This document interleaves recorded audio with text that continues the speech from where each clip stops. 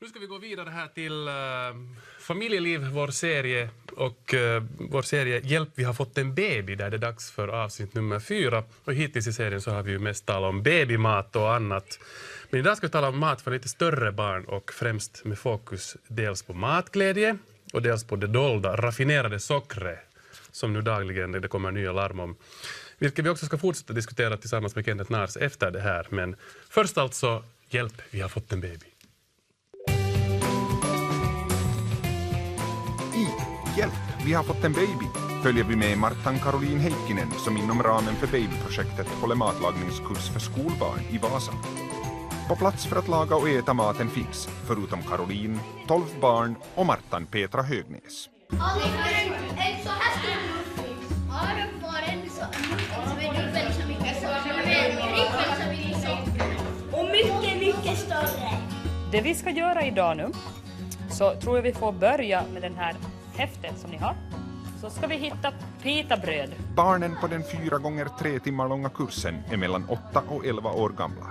Det som är roligt med pitabröd, det är ju det att det är en helt vanlig deg som man kavlar tunt och så gräddar man dem och så pösar de upp inne i ugnen så de blir som en fotboll. Så det här, nu har du tryckt för mycket, nu måste vi nästan börja om från början. Försök att få loss det med den här. Lite mjöl. Elias, hör du? Joel har kommit på ett knep att få bort degen.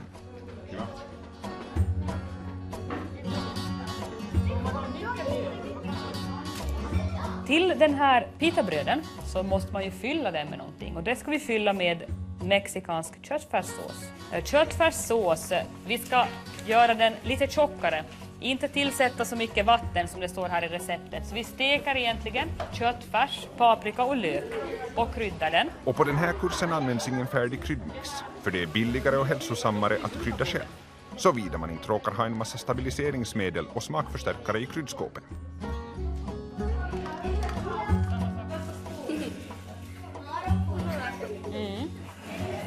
Jättegod. Du ska smaka då, Florens. Har ni satt i salt?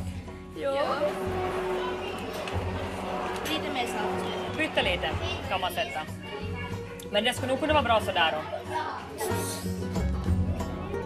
Och så är det muffinsen som Cassandra och Hugo fått ansvar över. Mellanmålsmuffins som finns på sidan 28, den här samma. Det är en lite nyttigare variant på en muffins. Det är ju fortfarande en muffins. Och varför är det ett nyttigare muffins? Är det någon som kan förklara det för mig? Cassandra? Vi ska väl inte ha för onyttiga saker här. Så att det måste vara lite nyttigare. Typ kex som man gör kex. När man gör sådana här saker så är det alltid bra att man har mamma och pappa i närheten. För den är ju faktiskt farlig. Ser ni vad som är där? Vad är det? Blåbär och, det är någonting, och knivar. Så före vi äter också, Laura, kan du hjälpa till med att sätta bestick i de här skålarna? Muffins är ju efterrätt. Vad betyder efterrätt? Bara hälsosam mat lagat från grunden.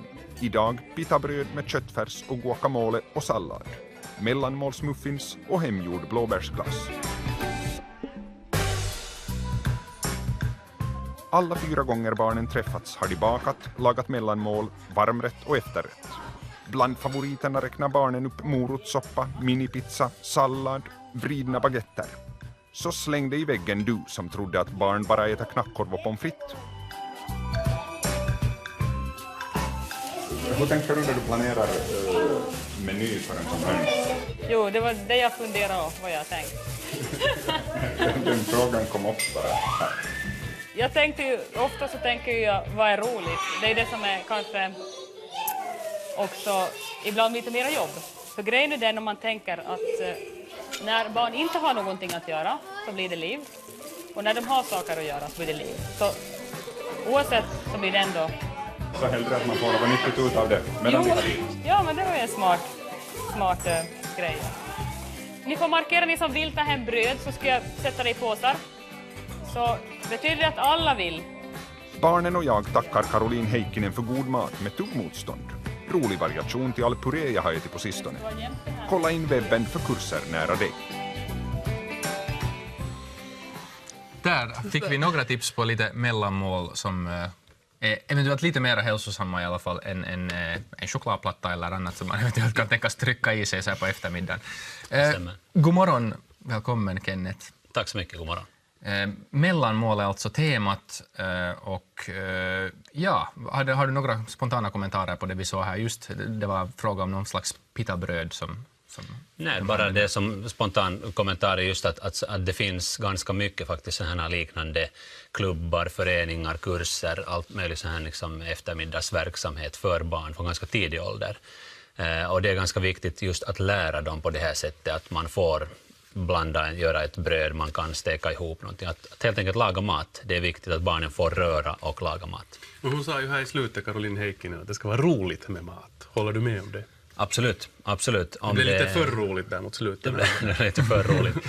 Om inte det är roligt så vill ju inte barnen göra mat, och är inte maten god så vill de inte heller ha att göra med den. Jag menar det är det sättet som man får barnen hoppeligen från tidig ålder att bekanta sig med mat och fatta intresse för det.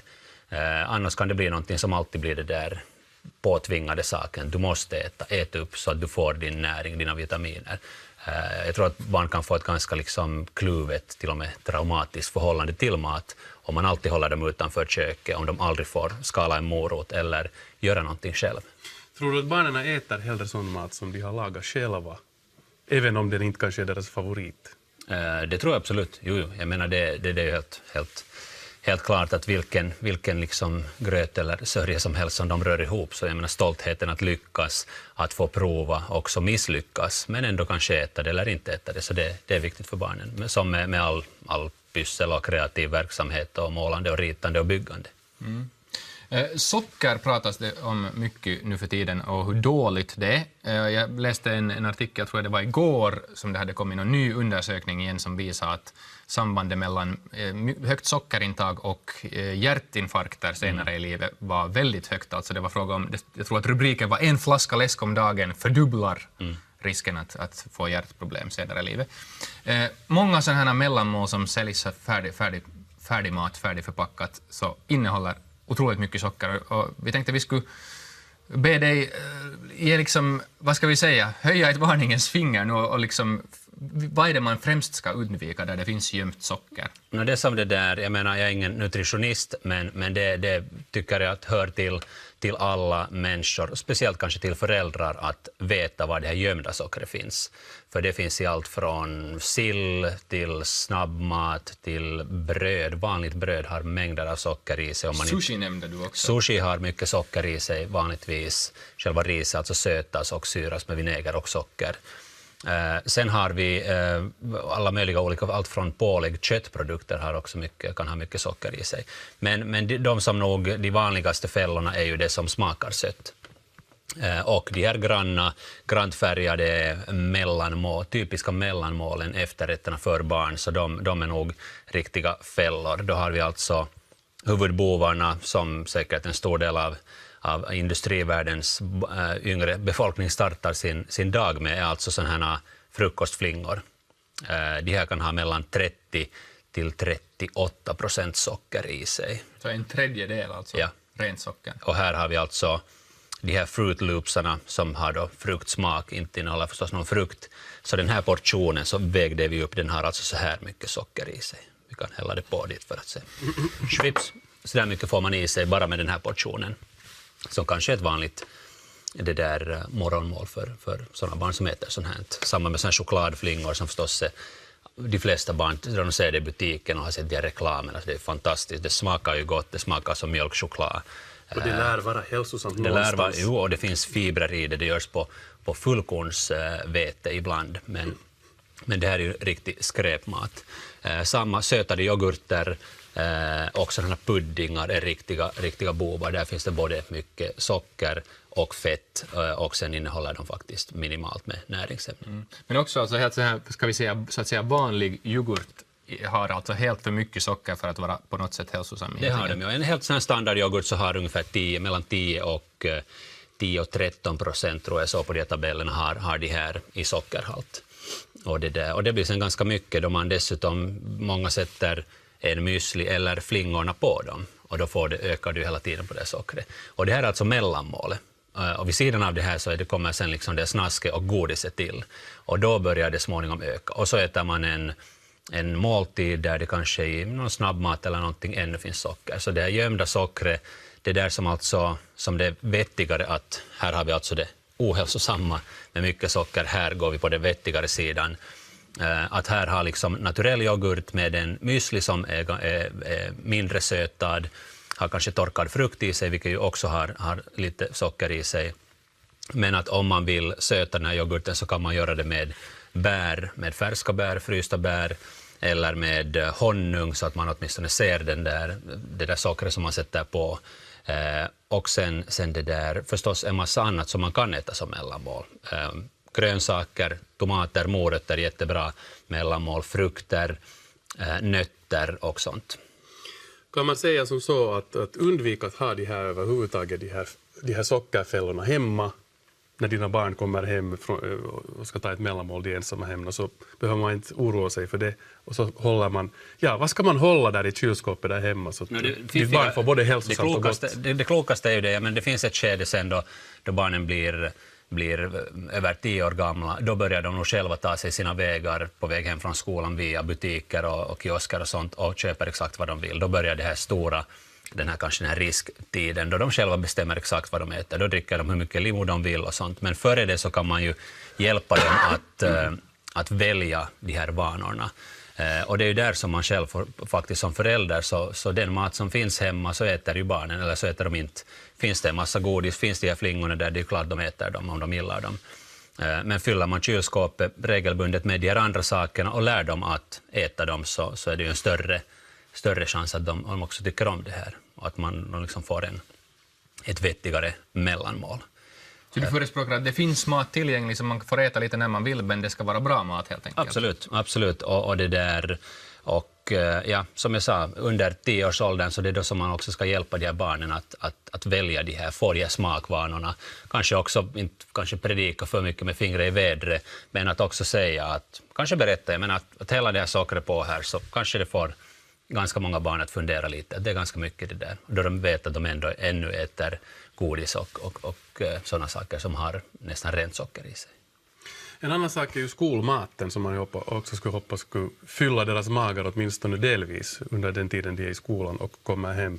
Vad är din syn på det? Det har ju diskuterats mycket om skolmaten den senaste tiden. Vad är din allmänna åsikt om den nu? Finska skolmaten i Finland är ju någonting som vi finländare är jättestolta över. Och det är också till och med sådana program som man lyfter fram som alltså en av de huvudgrejerna inom hela finska liksom matvärlden, så det där lyfter man stolt fram det här. Och det är en grej som vi ska vara stolta över. Sen är det förstås mycket som vi kan förbättra där. Vissa skolor har haft turen att kunna gå över till en mer småskalig matproduktion där man kan välja vad maten innehåller. Den innehåller ganska mycket ekologiska råvaror och sånt, och att man har en egen kock. Det är tyvärr, de flesta skolor har inte möjlighet till det, utan man är helt beroende av storkök. Och i storköken så dikteras det av den teknik och de införskaffningar som man gör där. Där finns det tillsatsämnen. Sen så vissa, det kanske som jag mera skulle syna är dagis mellanmålen och sånt. Där kan de ha sådana saker som mellanmål, helt utan att mena någonting illa, men det är sånt som man kanske dukar upp där. De har inte tänkt efter. Och det kan man också ta upp till exempel på dagisföräldramöten. Absolut, det ska man göra, och det är då som man får en ändring. Att där så har nog liksom dagisarna som i den här tidiga åldern börjar forma de här mellanmålen och hur man äter och sånt, så det är ju verkligen viktigt att de gör det för att sen leda barnen vidare i skolan. För övrigt så skolmaten så tycker jag att det är helt bra för tillfället, och de gör ju stora ansträngningar nog för att hitta det som barnen äter, så att barnen ska äta, och sen att få den smaklig, någorlunda hälsosam, så det är också en viktig sak. Tack för de här tipsen, Kenneth, och tack för att du kom hit idag. Jag kör lite mellanmål. Eller blir det här kanske? Müslin också här. Nu är klockan 5:08, vi tar nyheter.